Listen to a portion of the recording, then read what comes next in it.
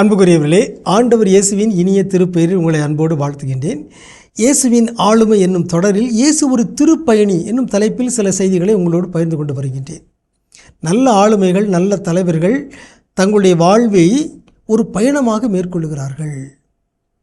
நான் யார் என்பது ஒரு கேள்வி, என்னுடைய பணி என்ன என்பது இரண்டாவது கேள்வி, என்னுடைய பயணத்தின் இலக்கு என்ன என்பது மூன்றாவது கேள்வி. இந்த மூன்று கேள்விகளுக்கும் பதில்களை தெரிந்து வைத்திருப்பவர்கள்தான் நல்ல ஆளுமைகள், நல்ல தலைவர்கள். எனவே தலைமை பண்புகளின் வரிசையில் இந்த மூன்று கேள்விகளுக்கு முக்கிய இடம் இருக்கிறது. நான் யார், என்னுடைய பணி என்ன, என்னுடைய பயணத்தின் இலக்கு என்ன. இயேசு தன்னுடைய பயணத்தின் இலக்கு என்ன என்பதை நன்றாக தெரிந்து வைத்திருந்தார். லூக்கா நற்செய்தி 13:22, லூக்கா 13:22 வாசிக்கிறோம். இயேசு நகர்கள் ஊர்கள் தோறும் கற்பித்து கொண்டே எருசலேம் நோக்கி பயணம் செய்தார். அருமையான ஒரு செய்தி. இயேசுடைய பயணத்தின் திருப்பயணத்தின் இலக்காக எருசலேம் இருந்தது.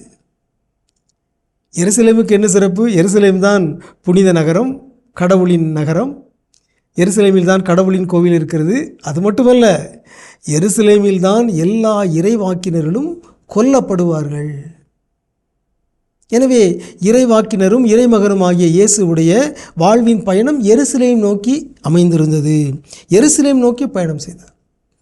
ஆகவே அதை நாம் நேரடியாகவும் எடுத்துக்கொள்ளலாம், லிட்ரலாகவும் எடுத்துக்கொள்ளலாம், மெட்டஃபாரிக்கலாக ஊமையாகவும் எடுத்துக்கொள்ளலாம். எருசலேம், அவருடைய முழு கவனமும் எருசலேம் நோக்கி இருந்தது. அங்கே நான் செல்ல வேண்டும், அங்கே நான் உயிரை கையளிக்க வேண்டும். அவருடைய வாழ்வு பயணத்தின் இலக்கு எருசலேமாக இருந்தது, கடவுளின் நகராக இருந்தது. நம்முடைய வாழ்வினுடைய நோக்கமும் அதுதான். அன்புக்குரியவர்களே, நம் வாழ்வு பயணம் கடவுளை நோக்கி அமைய வேண்டும்.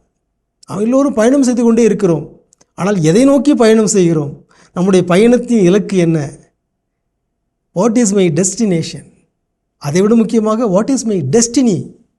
என்னுடைய பயணத்தின் இலக்கு நிறைவு என்ன என்கிற தெளிவு நமக்கு இருக்க வேண்டும். நாம் கடவுளை நோக்கி பயணம் செய்ய வேண்டும். அதுதான் திருப்பயணம்.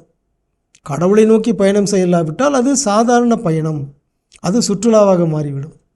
எனவே நம்முடைய அனைவரது வாழ்வு பயணமும் கடவுளை நோக்கியதாக இருக்க வேண்டும் என்பதற்கு இயேசு ஒரு எடுத்துக்காட்டாக விளங்குகின்றார். இயேசுவை பின்பற்றி நாமும் கடவுளை நோக்கி நம்முடைய பயணத்தை, வாழ்வு பயணத்தை மேற்கொள்வோமாக. உங்களுக்கு